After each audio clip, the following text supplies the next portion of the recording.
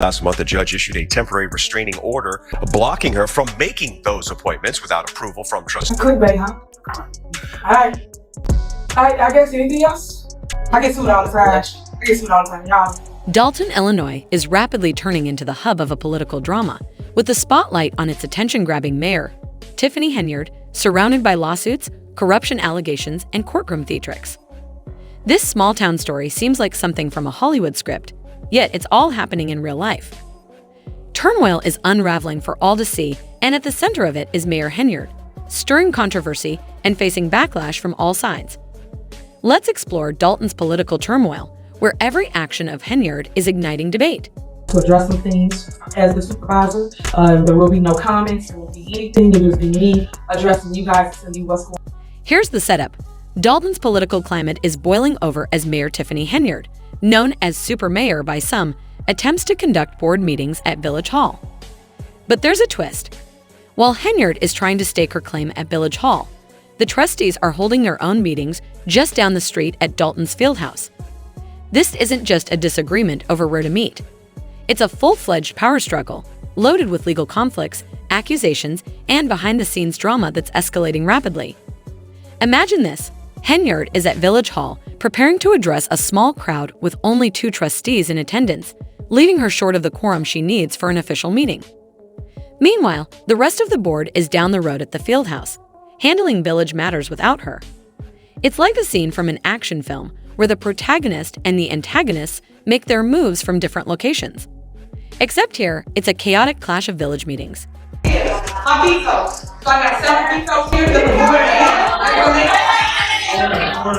Henyard then makes her way to the Fieldhouse meeting, only to be greeted with boos and jeers as she enters.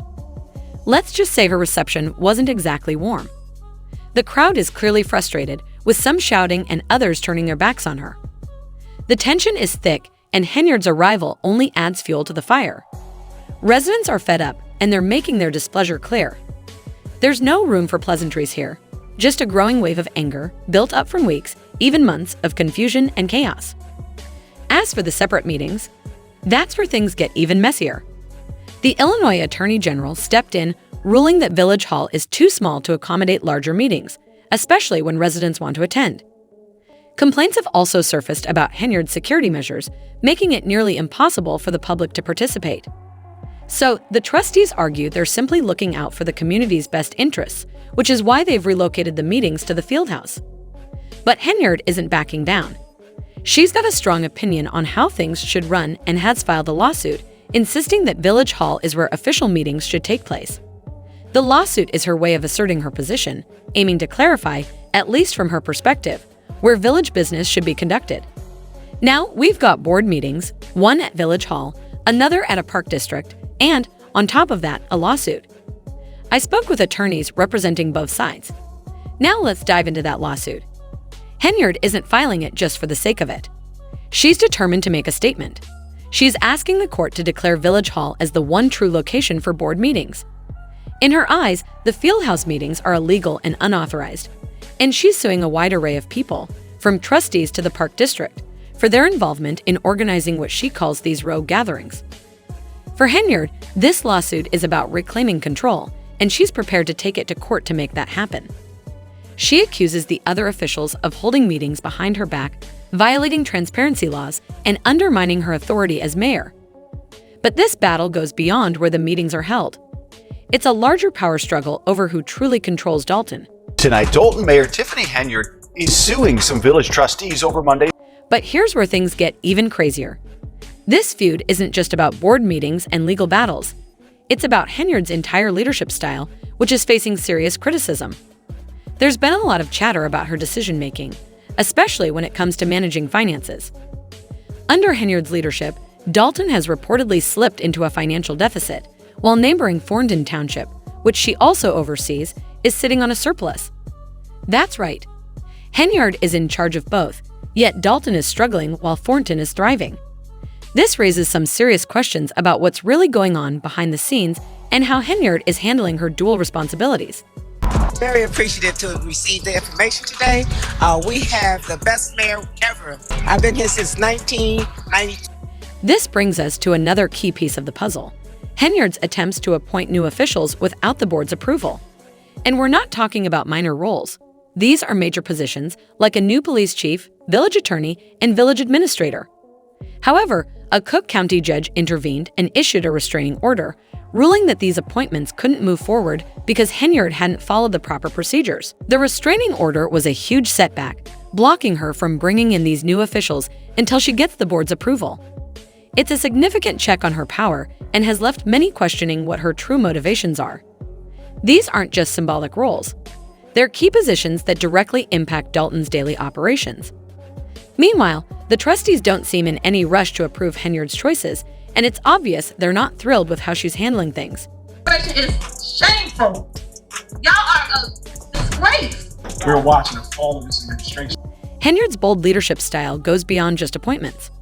She's also gained attention for pushing policies that many consider heavy-handed. Her strict protocols and heightened security measures have made it harder for residents to attend public meetings. Critics argue that these actions show a leader more focused on control than transparency, with some suggesting that Henyard may be more interested in holding onto her power than in genuinely serving the community.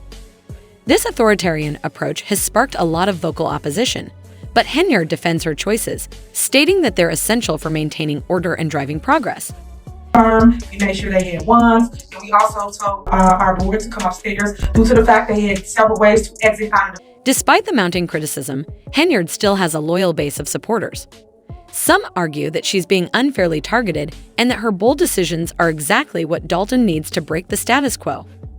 They believe her actions are part of a bigger plan to streamline the village government and remove bureaucratic hurdles. However, with increasing scrutiny and a growing number of opponents, it's unclear if Henyard's assertive approach will be enough to secure her position. The clash between her leadership style and the community's expectations continues to fuel uncertainty about Dalton's future. So, on top of all the lawsuits, this is becoming a costly situation for taxpayers. If that wasn't enough to stir the pot, let's dive into the corruption allegations surrounding Henyard. She's facing serious accusations of financial mismanagement, awarding contracts to her inner circle, and even misusing village funds for personal luxuries. It reads like something straight out of a scandalous TV drama. According to court documents, her ex-boyfriend even took the stand against her, and his testimony didn't paint her in a good light.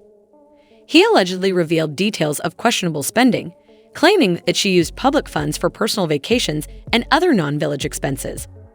This kind of testimony could not only hurt her case, but also severely damage her reputation. Administration can adhere to some financial limits. We're not looking to necessarily. His claims don't end there. He also talks about contracts being handed out to friends and family, alleging that Henyard sidestepped local laws to give her inner circle an unfair edge. On top of that, there are rumors of bribes with allegations that Henyard accepted money from local contractors and developers in exchange for their favor. His testimony is a bombshell, shaking up Henyard's inner circle and putting her in a vulnerable position. This isn't just hearsay. It's a courtroom revelation that has everyone talking. It's hard to fathom that one of Henyard's closest allies would turn on her like this. But that's exactly what's happening, making an already chaotic situation even more unbelievable. The judge today declining to hold her in contempt, but did warn her that if she did not follow the ruling, The fallout from all of this is hitting Dalton hard. Residents are fired up, and social media is buzzing with calls for Henyard to step down.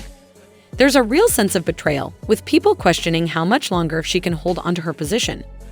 Her supporters are shrinking, and even those who once had her back are starting to lose faith. This is quickly turning into a political nightmare, and the consequences could be huge. We're talking potential federal investigations, charges that go beyond local issues, and possibly the end of Henyard's time as mayor if the allegations are proven true. Rebuilding public trust will be a long and difficult journey for her, and right now, it doesn't seem like she's doing herself any favors. Speaking of trust, there's growing concern about how all of this is affecting Dalton as a whole. With the ongoing drama, village businesses stalled, budgets aren't being passed, bills are left unpaid, and village services are in limbo. Henyard's feud with the trustees hangs over the town, and it doesn't look like it's going anywhere anytime soon. The town's financial stability is on shaky ground, and residents are left wondering what's next. They're demanding accountability, transparency, and possibly even a new leader to help pick up the pieces. The media is loving this too. Henyard's actions have captured the attention of both local and national outlets, with talks of a TV special or documentary in the works. It's a saga too juicy to ignore, and everyone wants to cash in. Henyard has become a polarizing figure. Some are captivated by her boldness, while others are repulsed by her actions. She's the mayor that everyone loves to hate, and she seems to be leaning into the spotlight, for better or worse. There's a spectacle to it all, with Henyard playing the role of the defiant leader who refuses to back down, no matter the cost. As for what's next, it's anyone's guess. Henyard's future is uncertain, and Dalton's residents are watching closely to see how it plays out. Will she manage to hold on to her office, or is this the end of the road for her? One thing's for sure. This story is far from over, and the drama is just getting started. With more court dates looming and a village full of disgruntled residents, the stakes are higher than ever. The outcome could change everything for Dalton. So, what do you think? Is Henyard on the verge of a downfall, or can she somehow turn things around? And what's really happening behind the scenes in Dalton? Let us know your thoughts in the comments, and stay tuned as this wild ride continues. You won't want to miss what happens next.